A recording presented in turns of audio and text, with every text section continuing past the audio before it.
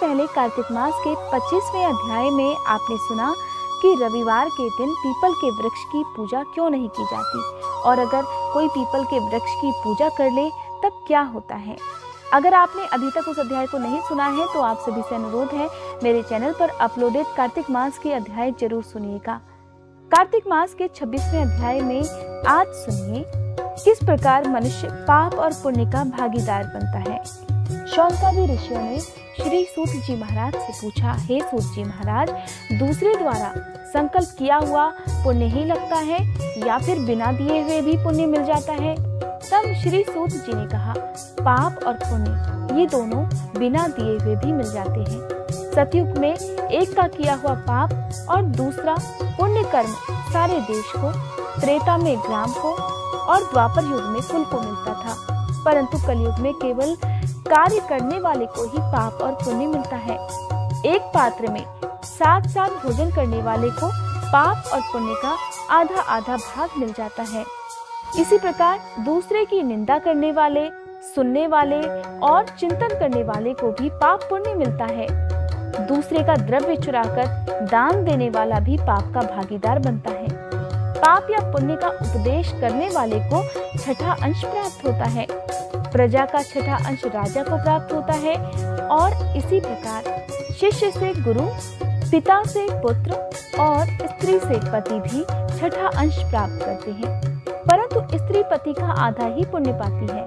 इस प्रकार बिना दिए भी एक दूसरे को पाप और पुण्य की प्राप्ति हो जाती है। इस संबंध में एक अत्यंत पुण्य देने वाला एक बहुत ही प्राचीन इतिहास है। अब उस इतिहास को भी सुनो।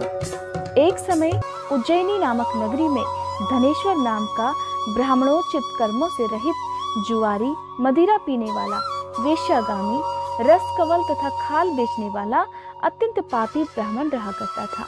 वह खरीदी और बिक्री के लिए कई नगरों में घूमता फिरता महिष्मती नगरी में पहुंच गया और वहां पर 1 महीने तक ठहरा।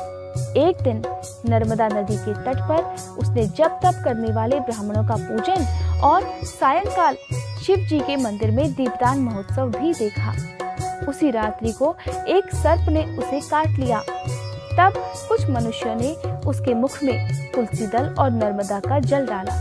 इसके पश्चात उसकी मृत्यु हो गई और यमदूत उसे मारते पीटते हुए यमराज के पास ले चले। यमलोक में चित्रगुप्त ने क्रोध भरी दृष्टि से उसकी ओर देखते हुए यमराज से कहा, हे महाराज, ये तो बहुत बड़ा पापी है।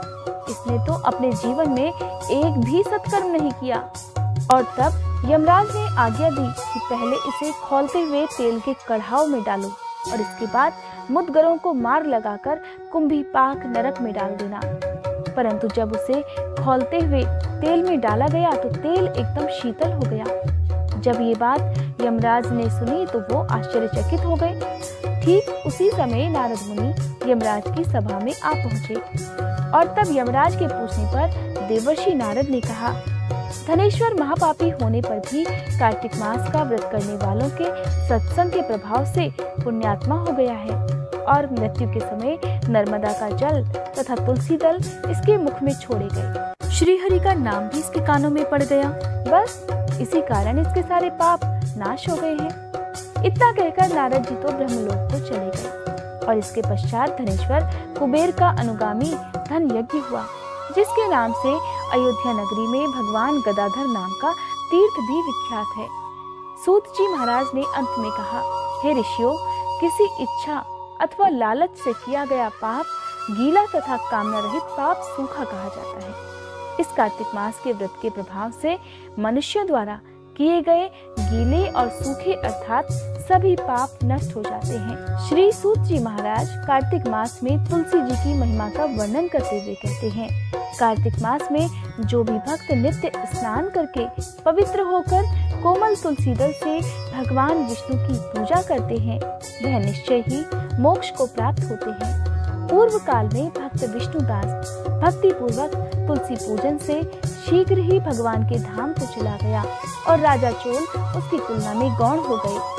तुलसी जी से भगवान की पूजा पाप का नाश और पुण्य की वृद्धि करने वाली है। अपनी लगाई हुई तुलसी जितना ही अपनी जड़ को फैलाती है, उतने ही सहस्त्र युगों तक मनुष्य ब्रह्मलोक में प्रतिष्ठित रहता है।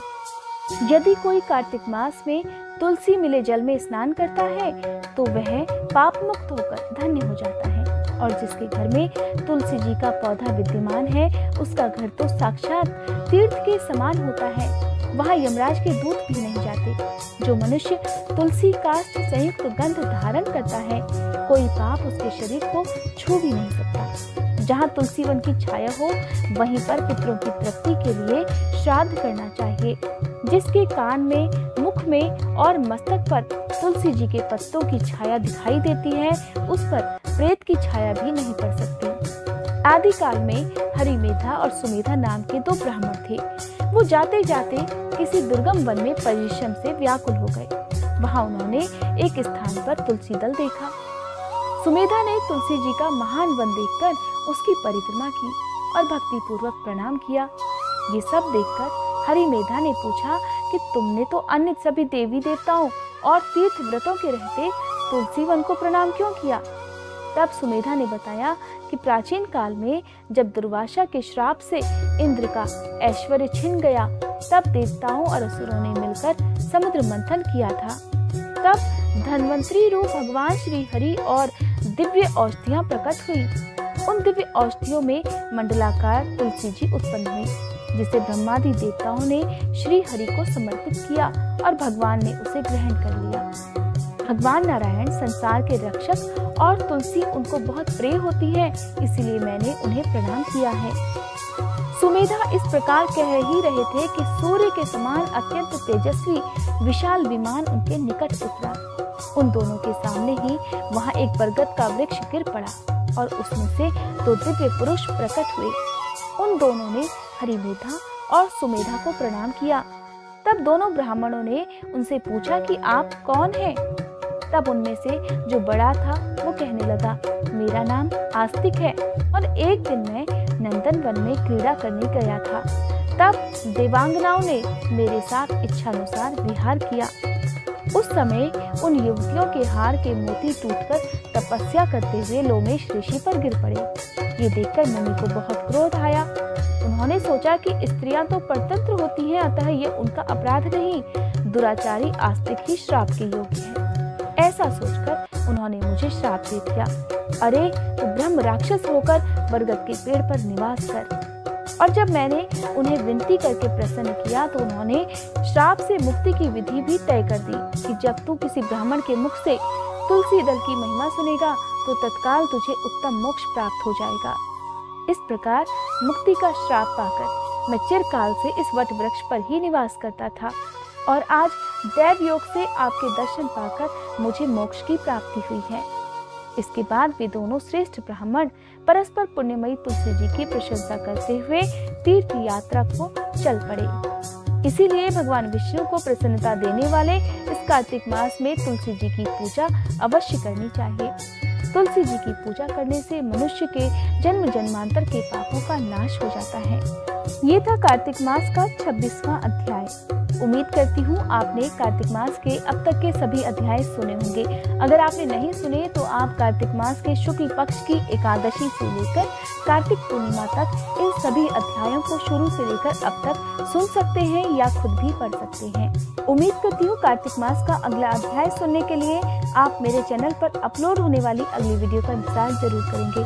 आज की ये वीडियो अगर अच्छी लगी हो तो वीडियो को लाइक करके कमेंट बॉक्स में विष्णु भगवान की जय लिखने के साथ साथ मुझे बताइएगा भी जरूर कि ये अध्याय आप सभी को कैसे लगे।